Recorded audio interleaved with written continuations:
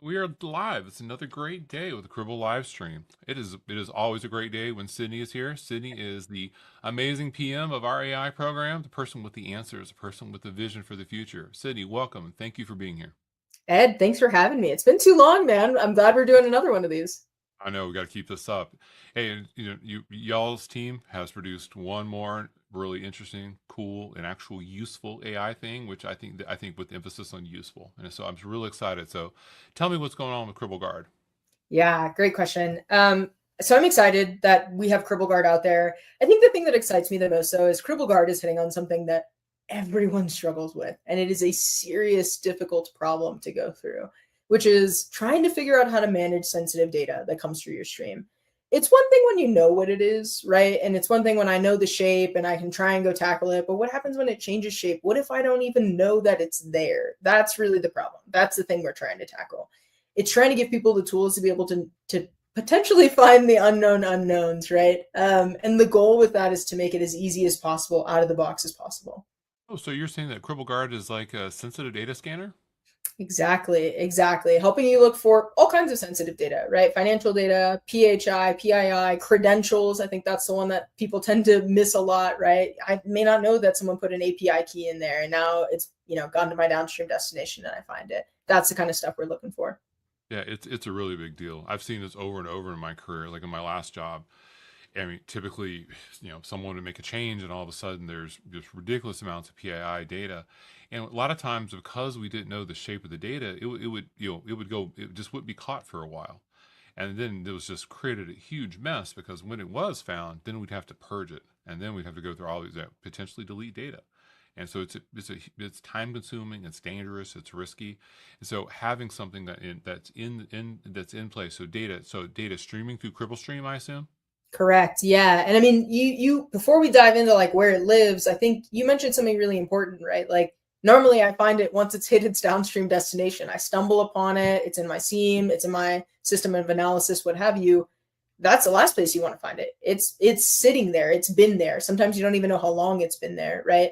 So the goal with why we have it in the stream and why we're trying to catch it while it's in transit is so that it never makes it to that downstream destination. We don't want you having to go in and stumble upon something in a report or as you're doing a query. We want to catch it before it even hits that. Yeah, and that's a really big deal because it just saves so much effort, risk, I mean, all the above. And I like what you said about the things you don't know because that's actually the biggest problem. Like my team, we built something, to scan for sensitive data, but it has to be for data you already know about. Yeah. If there's shapes of data that you don't know about, it's just a really massive problem. And think about the infinite variability that a creative person could put data, in a format. I one of the things that would just made me like almost bite my tongue when I saw it. Developer had a piped and limited social security number. And so just never considered that a social security number would be piped and limited. And just like, why would you do that? But that's the thing is like we had plenty of shapes looking for just not piped and limited. And so I think this is where having something like AI, and I think this is also a good example of what can make AI useful because that ability to give it a basic look and then also look just beyond what you think you're looking for to look for things you don't know about. Correct. Yeah, totally. And it's funny, pipe delimited is not something I would have ever thought of for a social security number either. I mean, dots, spaces, dashes, you name it. Pipe delimited is a new one. That's it's definitely one I wouldn't have thought of in Yeah, trying to build something my like guess is that they're looking for spaces, and so they saw the spaces between between the way the SSN was broken up and put pipes there. And I'm like, congratulations, you did the dumbest thing I've seen in a while. So it's just, but I think that's the thing is from these teams, it's just that this is what they really struggle with. You can make a pipeline that has a lookup of things you know about, but finding what you don't know about is a real challenge. And I think that's a huge thing about Cribble Guard because that's going to help. It's just going to automate that process. It's going to make it easier. It's going to save you a lot of time. definitely. And it saves you a lot of time on the back half, right? Like even when I do know about the data, this, like a social security number, this example you shared is exactly what we're trying to help people have an easier time with. How do I cover when something has a pipe delimited version instead of dash dot, what have you? You have to go in, you have to go update that. You have to make sure that it comes through cleanly. You have to make sure that the regex that you wrote was correct. Like I'm not a regex expert by any stretch of the imagination. It's a lot of time and energy to go and fix those things and maintain those systems. It's much easier when you don't have to be on the hook for maintaining, right? And I can not only capture those unknown unknowns, But even for my known knowns, I have a much easier time being able to adjust when my data comes through in a slightly different format. And so much that's the ROI. I think it's really underestimated by leaders of how much time is spent on these processes. And so by being able to cut that down, being able to close gaps and risk, because like I mentioned, like this data had been getting through our existing scanners for about 6 months. Because who's looking for a piped and limited SSN? Like, and so that's the kind of thing about being able to handle that. And so I think there's a really so one thing I want to ask is so is Cribl Guard, so is it scanning for unknown shapes of PI in the stream, or is it doing it at rest? Yeah, so it's doing it in the stream. And it's specifically set up on a rule-based system. So it's trying to help you identify different classifications of rules, credentials, financial, PII, what have you.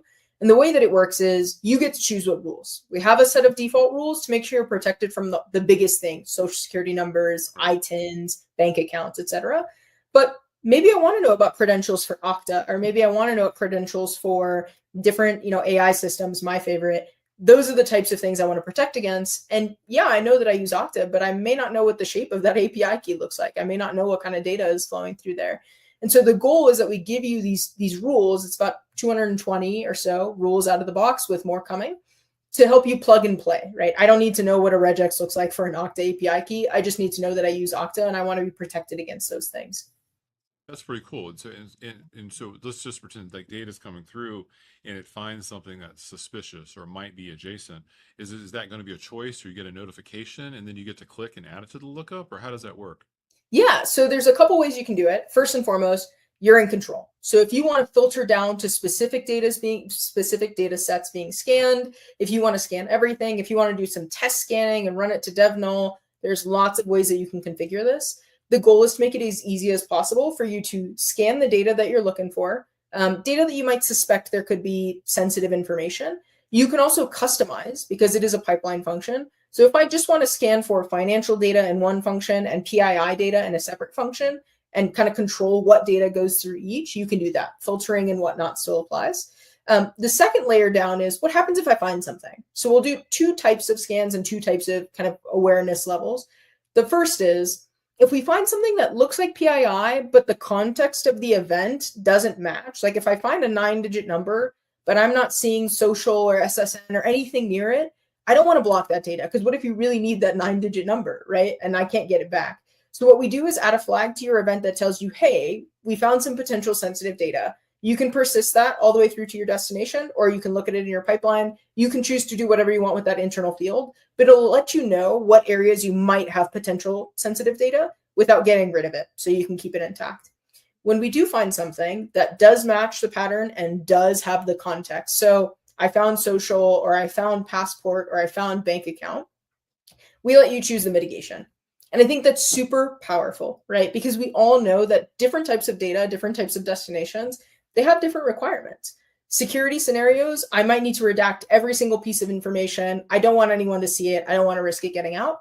In some scenarios, you need full fidelity data. So maybe I just want to be notified with a tag on the event that tells me, here's the data that was found, but I don't want to get rid of it because I need it for something. So the goal with that flexibility is to, one, tell you what kind of sensitive data it is, and two, give you control of the mitigation. You can choose a text replacement. You can use any of the c.mask functions. Those are some of my favorites, nice and easy.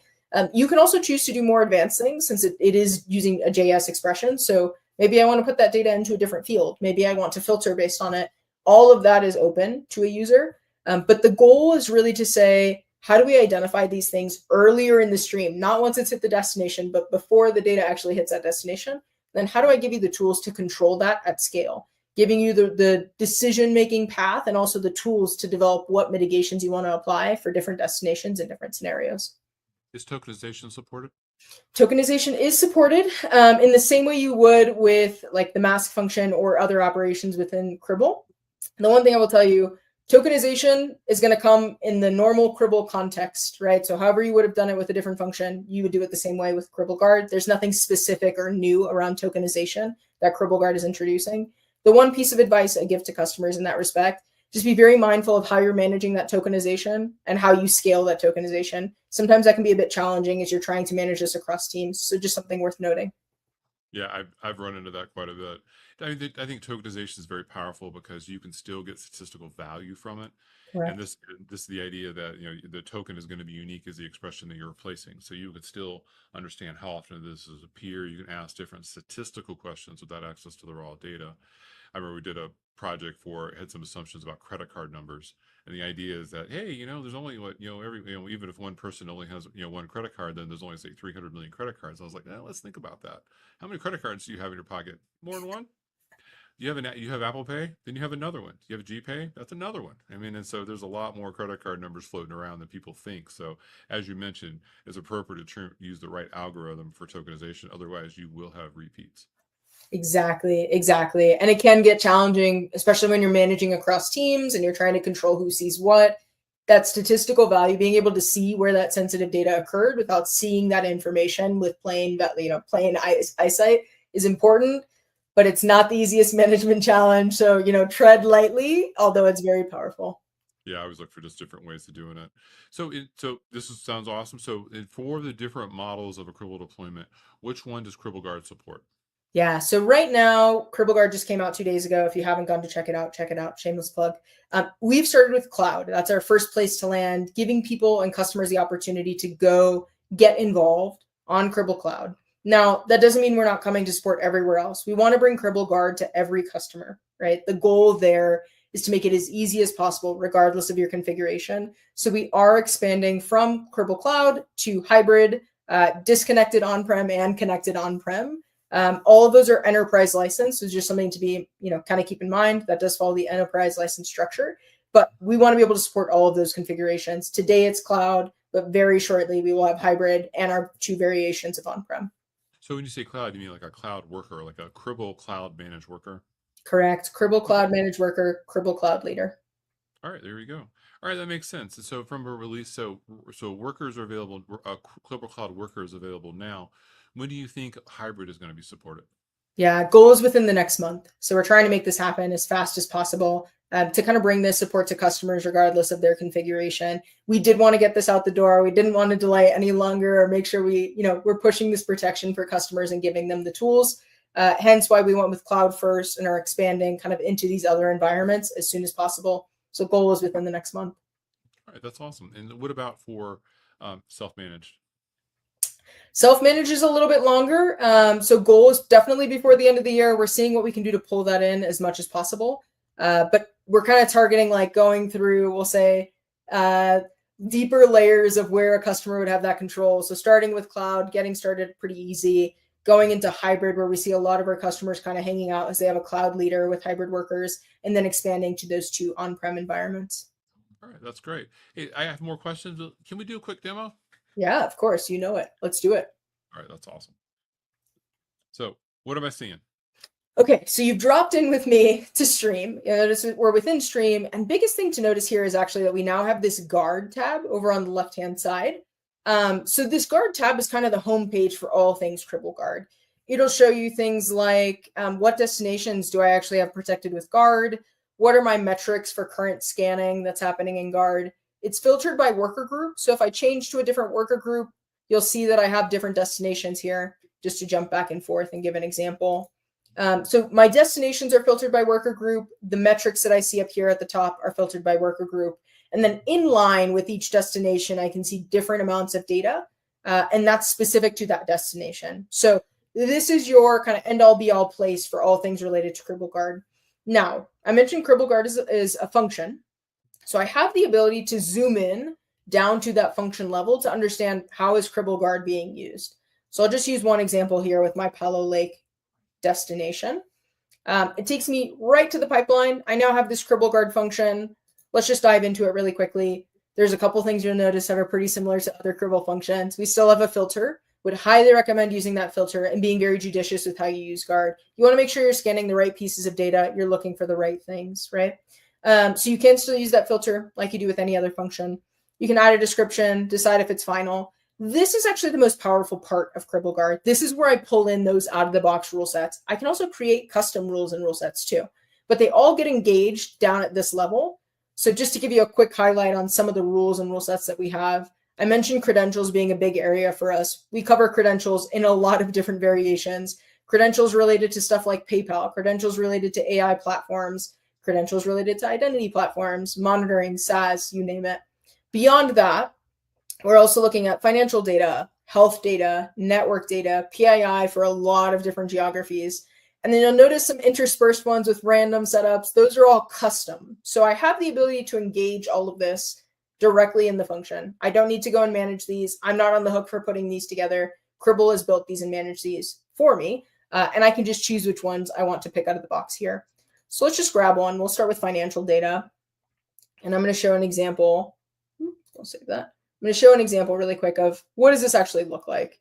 So I'll pick just some basic business event data. Has quite a few things in there.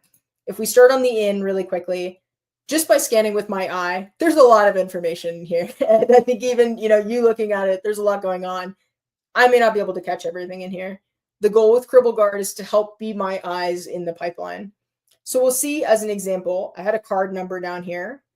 That card number has since been redacted. And that came from this rule set, right? I didn't have to manage the regex. I don't even need to know what the regex looks like. It took care of it for me. I can also change this mitigation. Let's just use a different C.mask, one of my favorites. And we'll use one for credit cards specifically. So I can also change that mitigation, right? Maybe I don't want redacted. Maybe I want to show the last 4 digits, kind of like you were saying, so I can have a sense of what was in there, but I'm not showing the entire card number. So it is fairly flexible to use, a couple different variations here in this mitigation expression. And I do have that optionality to kind of choose depending on how I'm looking to mask data or what kind of data I want to mask. A couple of other things, just one more thing that I think is worth highlighting. I mentioned that we have those flags for potential sensitive data and then the data that was actually detected. So let's go ahead and just show an example here with those internal fields. One thing I want to do, call out here. This option right here, add matched rule sets, that's an option. You don't have to put these fields on your data if you don't want to. I would highly recommend them because it gives you a lot of good insight, but it's a good place to understand, like, how do these fields end up on my data? So if I look at this detected item here, I'll be able to see that I specifically detected a discover card number. That's what this card number was here. It told me what field it's in and then where it came from. So this is a Cribl rule set specifically. And I now have, a good sense of this was a discover card specifically. It'll give me a list of all of my rules and rule sets, regardless of how many were found in there. So I can use these internal fields to my advantage if I want to. But this is just a good place to kind of get a sense of how does Guard work, what's available to me. That's really cool. Very nice. It's just a couple of questions. And so in my overall route, how do I direct data to Cribl Guard? Yeah. So couple of places. One, Guard is just part of a pipeline. So you can point yourself through that pipeline in your route. So let's just go to the route table for the sake of argument. So if I wanted to go back and find that pipeline, you can see I have a bunch of them in here from lots of demos. If I wanted to find my Palo Lake pipeline, I can attach it specifically to that route and it makes sure that it goes through the pipeline with my Cribl Guard function. Since Cribl Guard is a function, Ed, I can technically put it in any pipeline that I want, right? So I can have it in a pre-processing pipeline, in a main processing pipeline, in a post-processing pipeline, totally up to you. You can connect it directly to a route. You can connect it to a destination. The one thing I would recommend for customers though, and folks who are using this, make sure that you're paying attention to where you're doing this scanning. And the reason being, Cribl Guard does have, because it's a premium feature, because we're offering so much of this out of the box and taking a lot of this management overhead off of you, it does come with its own ingest consumption meter. So we want to make sure that we're not over scanning or scanning the same piece of data 3 times just to arrive at the same answer. So just be very mindful of where you're putting this. You want to make sure that you're putting Cribl Guard in one place in your data stream, unless you're really certain that you need to scan something more than once. Yeah. And can you put it multiple places? Say you Yeah. have different apps that have different scanning. Yeah. Okay, good. And that's the reason why I asked is I can see you want to be very careful about this in terms of because it's an additive cost. You want to be very careful about what data. You don't want to just run everything through it. Yeah, definitely. And actually, one of our internal folks made a really good suggestion. This is something I've been thinking about when talking to customers, and I'll just come back to this as an example. One of our internal folks had said, it would be really cool if customers were able to put a flag so they knew, sometimes my source has a lot of data in it. Sometimes it's mixed. Sometimes it's all over the place.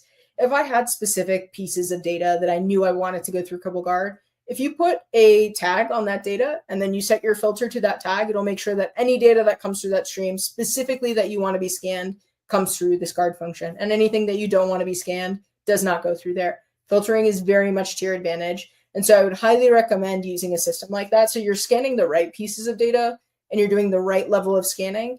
And you can do that anywhere in the process of your stream, right? Yeah, that's ideal. So, and you mentioned that it's scanning for unknown unknown. So how does it react to that? Does it just fix it for you, or does it show you, or how does that work?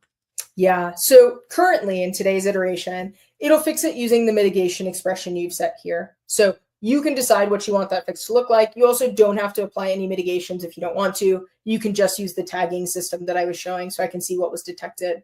In the future, though, and I'm all about AI, so I'm of course going to come here and talk about AI. In the future, we're introducing, and you may have seen a sneak preview of it here, this background detection system. So the goal with background detection is to get even further in the process of being able to identify those unknown unknowns. So that background detection system will kind of do two major things. One, it's going to scan your data to make sure that you're not missing anything. It's very easy for data to change shape. It's very easy for new data to enter the stream without me even really understanding and realizing. So while I, as a human being, can't see it with my eye, background detection, and specifically AI, which does not get tired and does not have the issue of working X amount of hours per day, it can help me identify those gaps where I'm not covering something today, or when new data has been introduced into the stream that I had no clue about. So the first thing it does is that detection.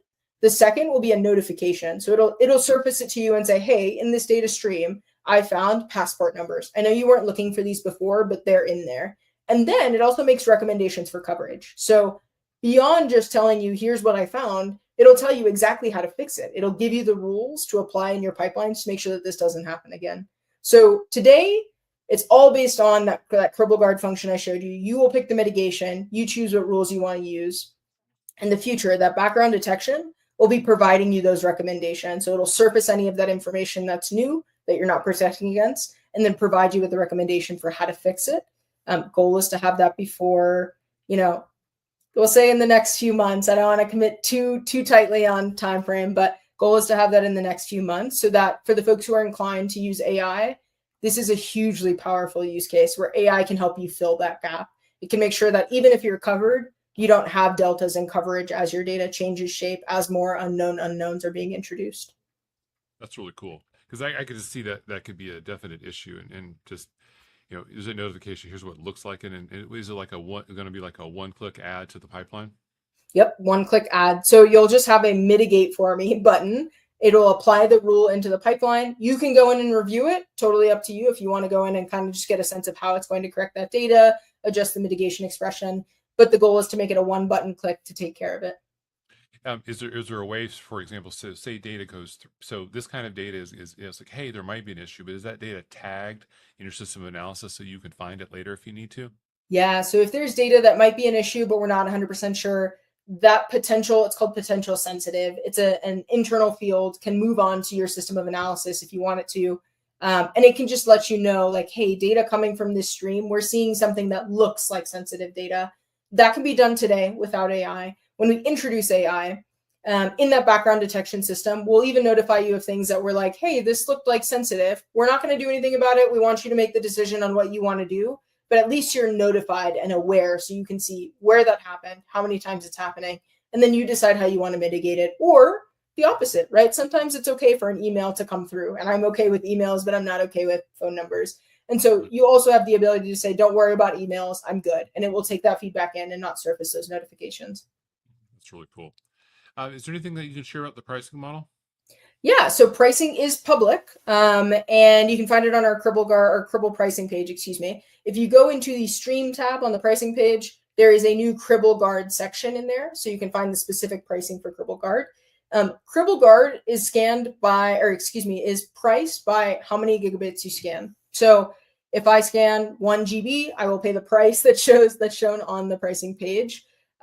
Again, folks, that's list pricing. Go talk to your account teams if you have some questions about that in more depth.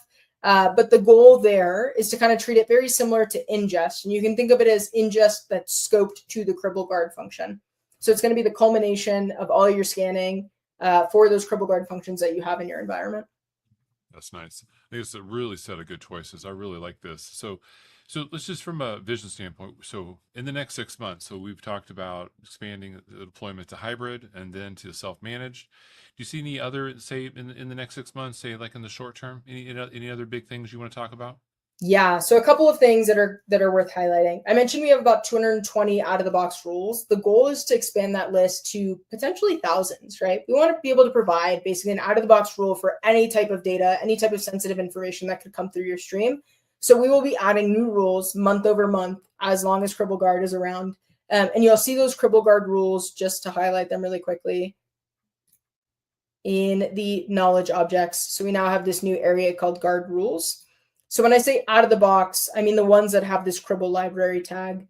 So I have some custom stuff down here, but of the ones that have the Cribl library tag, 220 out of the box, don't have to do anything, can just engage them in my function.